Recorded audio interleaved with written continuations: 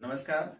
Indian economics के दूसरे part में हम छठवें प्रश्न के साथ उपस्थित हुए हैं। छठा प्रश्न है, पहचान कीजिए कि निम्नलिखित में से कौन सी भौतिक पूंजी की एक विशेषता नहीं है।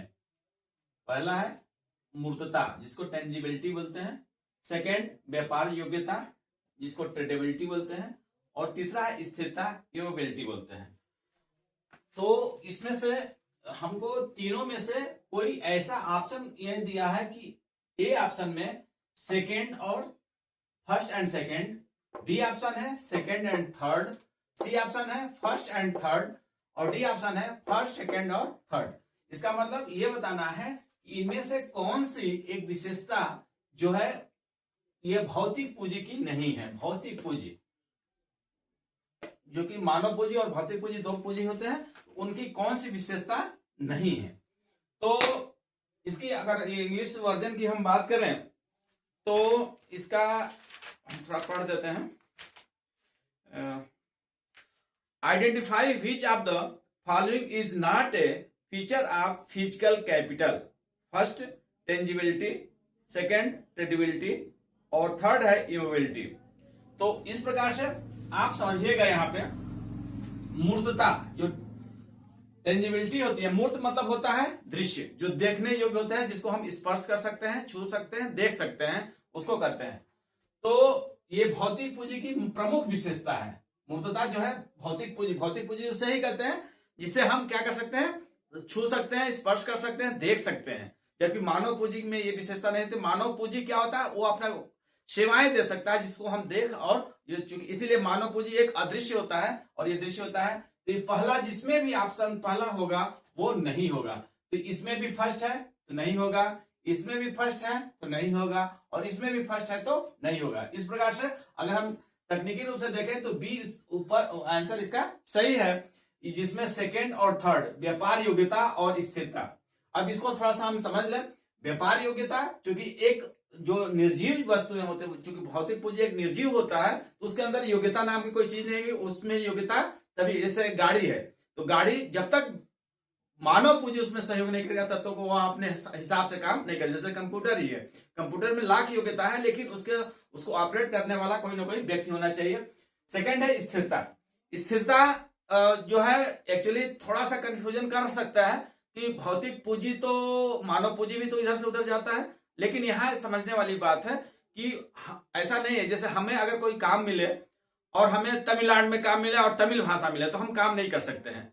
अमेरिका जाकर के भी हो सकता है कि काम ना करें, लेकिन अगर पैसा है, रुपया है या कोई वस्तु है, वह जा सकता है, वह मना नहीं कर सकता है। इसलिए इसके अंदर जो है स्थिरता मानव पूंजी में ज्यादा होता है। इसमें मानव पूंजी में स्थिरता नहीं होकर बल्कि यह मोबिलिटी ज्यादा होती है। इमोबिलिटी ना होकर के मोबिलिटी ज्यादा होती है। तो इस प्रकार से इसका ऑप्शन नंबर बी सेकेंड और थर्ड जो है इसका विशेषता नहीं है। सातवां प्रश्न है, आधुनिकीकरण एक महत्वपूर्ण आर्थिक नियोजन उद्देश्य है जो किस पर केंद्रित होता है। आधुनिकीकरण, जिसको हम अगर अंग्रेजी में हम इसको देखें तो modernization is an important economic planning objective that focus on. पहला ऑप्शन है adaptation of the innovative technology. Second option है ऑप्शन नहीं सर, जो इसका उद्देश्य दिए गए हैं, bringing positive change in social outlook. Third है equal distribution of income and wealth, और एंड फोर्थ है एवोल्यूशन ऑफ इंटरमीडिएटरीज। अब जाकर के ऑप्शन आया है कि जैसे अगर आधुनिकीकरण की निम्न से कौन विशेषता है इसमें से, जैसे नवीन प्रौद्योगिकी को अपनाना, सामाजिक दृष्टिकोण में सकारात्मक परिवर्तन लाना, आय व संपत्ति के समान वितरण और बिचौलियों का उन्मूलन। तो इसमें से चारों में से हो सकता है कि चारों ऑप्शन सही हो। चारों को मिला करके एक अलग विकल्प दिया गया है। जैसे फर्स्ट ऑप्शन है first and fourth, B option है first and third, C option है first and third and fourth, और डी ऑप्शन है फर्स्ट एंड सेकेंड। तो आधुनिक मॉडर्नाइजेशन, मॉडर्न किसको कहते हैं, तो एक तो जरूर है, वह है नवीन प्रौद्योगिकी को अपनाना। इसमें कोई शक नहीं है कि आधुनिकीकरण का मतलब होता है आधुनिक तकनीकों का प्रयोग करना। सेकेंड ऑप्शन सेकेंड को देखें, सामाजिक दृष्टिकोण में सकारात्मक परिवर्तन। केवल हम वस्तुओं का ही मॉडर्नाइजेशन करें, यह आधुनिकीकरण का एक पहचान नहीं है, बल्कि इसके साथ साथ हमें सामाजिक दृष्टिकोण को भी सकारात्मक परिवर्तन यानी पॉजिटिव लाना है। जैसे महिला और पुरुष में भेद करना, छोटे और बड़े जातियों में भेद करना, ये सब आधुनिकीकरण का उद्देश्य नहीं है, ये सब रेडिकल हो जाता है, इसलिए यह भी ऑप्शन सही है। और आय व संपत्ति के समान वितरण, ये कुछ हद तक तो सही है, लेकिन आधुनिकीकरण में नहीं आता है, ये समता के तहत आता है और बिचौलियों का तो होगा ही नहीं। इस प्रकार से फर्स्ट एंड सेकंड यानी कि डी ऑप्शन इसका सही है। आधुनिकीकरण एक महत्वपूर्ण आर्थिक नियोजन है जिसका उद्देश्य नवीन प्रौद्योगिकी को अपनाना तथा सामाजिक दृष्टिकोण में सकारात्मक परिवर्तन लाना होता है। और 8वां प्रश्न है, हाल में भारत ने क्षेत्रीय एवं आर्थिक समूहों में से एक के शिखर सम्मेलन की मेजबानी व अध्यक्षता की थी। ऑप्शन है ए सार्क, G8, एशियन और G20। तो ये बहुत फेमस भी रहा है। ये हमारा जो 9 से लेकर के 9 से 10 सितंबर तक 9 से 10 सितंबर 2023 में हमारा भारत जो है इसका किया था, किसका? G20 का, जो भारत दिल्ली में हुआ था। तो इस प्रकार से हम 8 प्रश्नों को कर लिए, 2 प्रश्नों को और हम अगले पेपर में बताते हैं। 8वें और 9वें और 10वें प्रश्न को हम देखते हैं। 9वां प्रश्न है, मान लीजिए कि किसी अर्थव्यवस्था में नियमित श्रमिकों की तुलना में आकस्मिक श्रमिकों के प्रतिशत में वृद्धि होती है।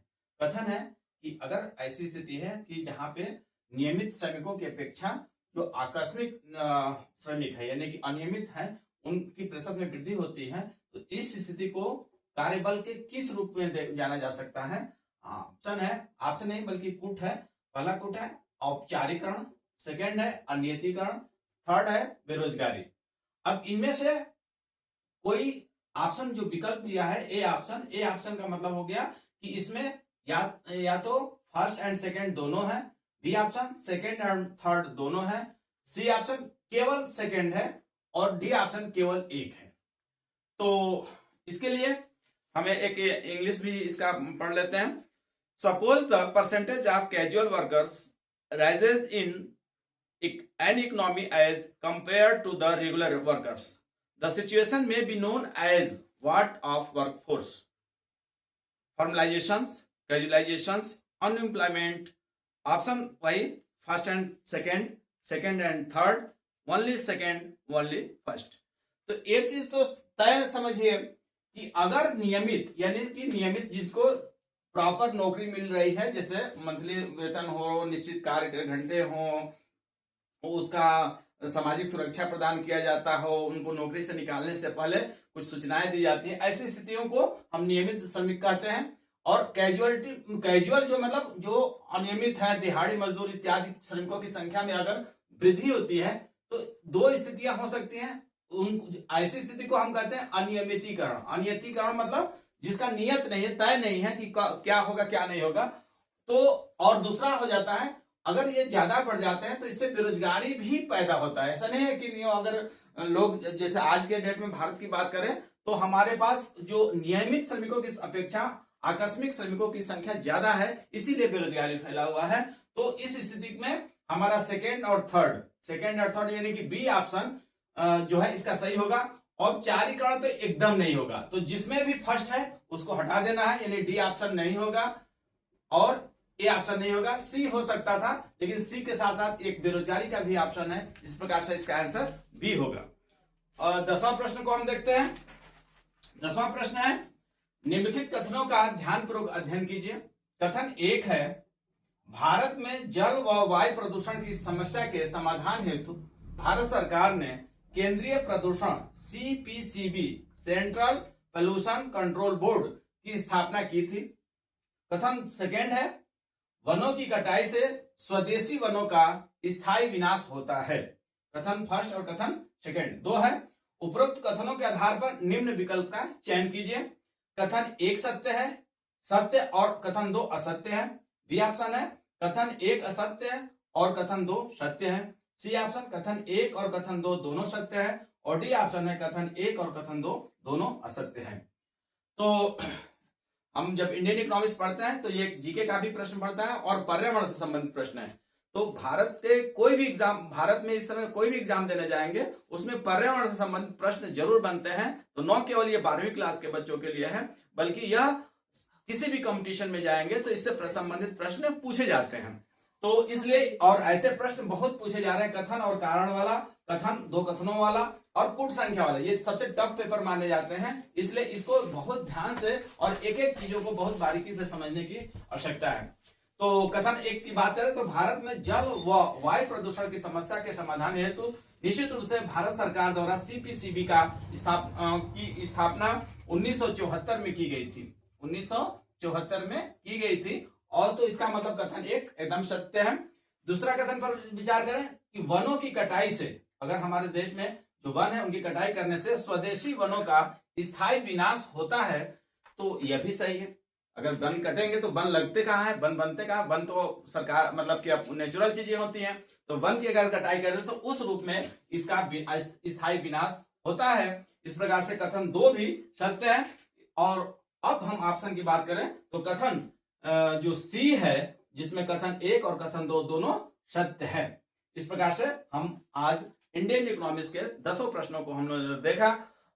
मुझे आशा है कि आपको अच्छे से समझ आएगा। नेक्स्ट वीडियो में हम नेक्स्ट पेपर के साथ पुनः उपस्थित हैं। तब तक धन्यवाद। हमारा वीडियो को लाइक, सब्सक्राइब और शेयर करिए। Thank you.